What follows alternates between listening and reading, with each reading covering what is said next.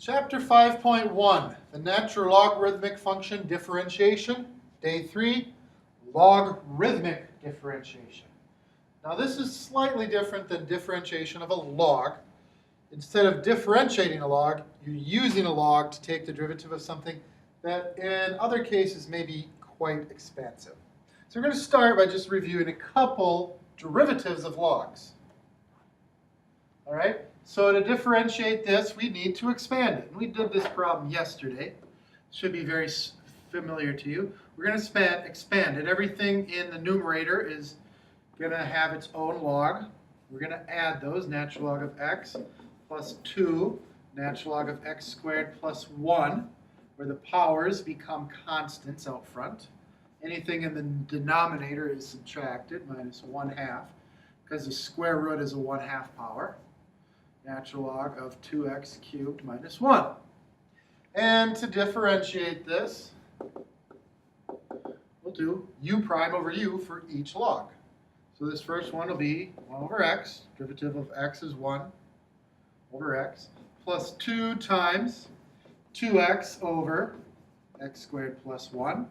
Derivative of x squared plus 1 is 2x, minus 1/2 times the derivative of 2x cubed minus 1 is 6x squared over 2x cubed minus 1. So that's our derivative of a log.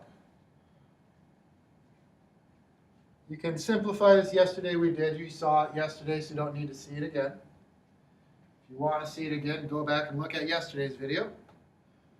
All right, now what do we do in this case? This is called logarithmic differentiation, because if we look at it, we want to find the derivative of this function.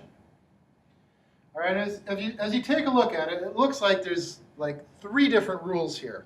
We've got the quotient rule with the division, and then in each numerator and denominator, there's a chain rule. So if we're going to do this the traditional way, it's going to end up being quite a lot of work, because you're going to have to use the chain rule within the quotient rule in both portions, the numerator and the denominator. You can pause the video and give it a try and see what you get, and see how it works out. All right, what I'm going to do is I'm going to use a technique called log differentiation. What I'm going to do is I'm going to take the natural log of both sides. We'll have the natural log of y equals the natural log of my function on the other side, x minus 2 squared over the square root of x squared plus 1.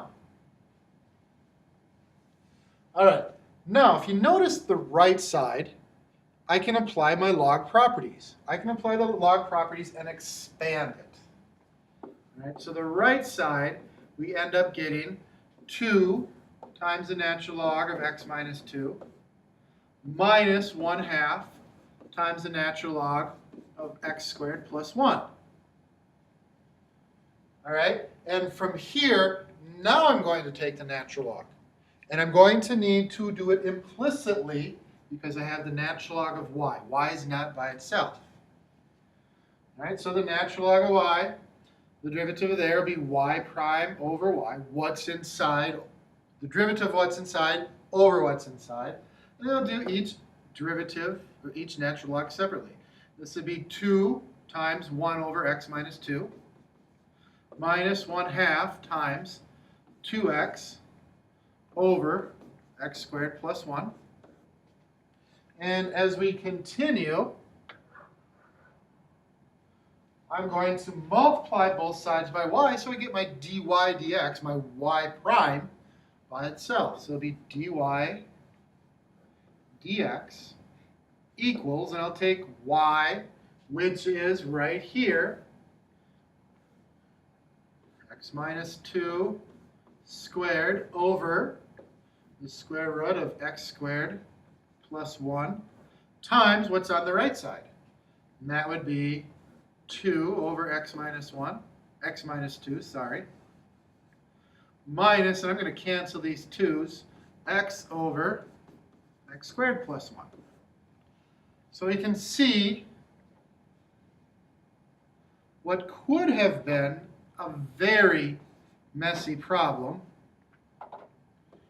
once we convert it to a log and expand it, it becomes much more doable.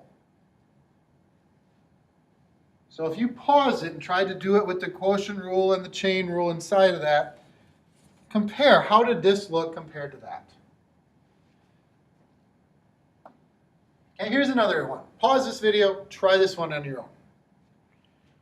All right, so what we got now, I'm going to take the natural log of both sides.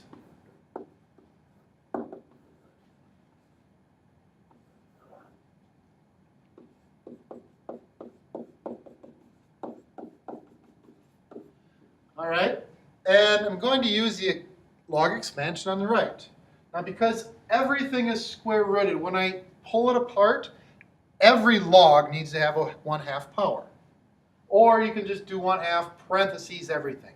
I like to have my 1/2 distributed though. So it'll be natural log equals 1/2 natural log of x minus 1 plus, because it's multiplication, 1/2 natural log of x minus 2 plus 1/2 natural log of x minus 3. And now I'm at a point, my logs are expanded as far as I can get them. I can take my derivative. Natural log of y will be y prime over y equals 1/2 times 1 over x minus 1 plus 1/2 times 1 over x minus 2, because the derivative of each of these is going to be 1, plus 1/2 1 over x minus 3. And because we want dy dx, what I'm going to do is multiply both sides by y, so my y prime is by itself. Y prime equals y. As I multiplied it over, I need to convert it back into terms of x. Square root of x minus 1, x minus 2, x minus 3, and then times each of these 1/2 x minus 1 plus 1/2 x minus 2 plus 1/2 x minus 3. And there is my derivative in terms of x, my derivative with respect to x. All right, one more, same idea. Doing this longhand, you've got a chain rule because you got the cubic root.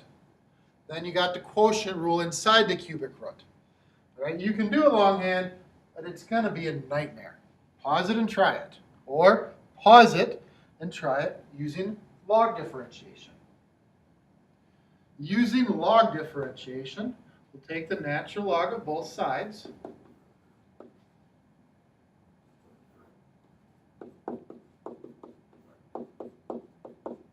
And now we'll expand. Keep in mind the whole thing is cube rooted. So I'm going to expand it with 1/3 in front of each of these. 1/3 natural log of x squared plus 1 minus, because it's division, 1/3 of natural log x squared minus 1. And we'll do our log rule on each of these. Y prime over y equals 1/3 times 2x over x squared plus 1 minus 1/3 times 2x over x squared minus 1. Multiplied back by y.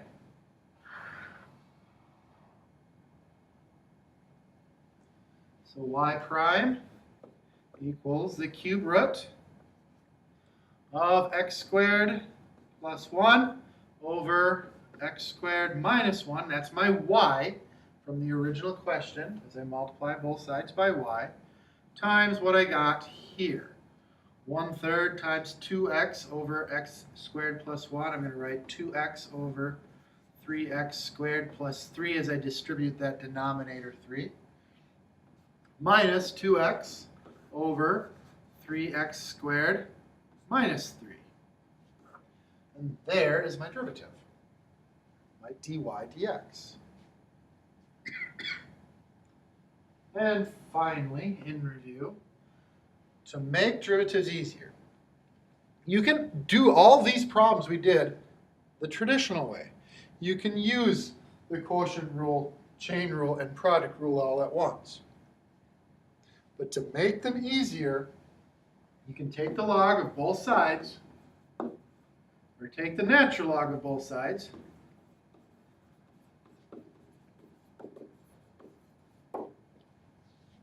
do your log expansion, and then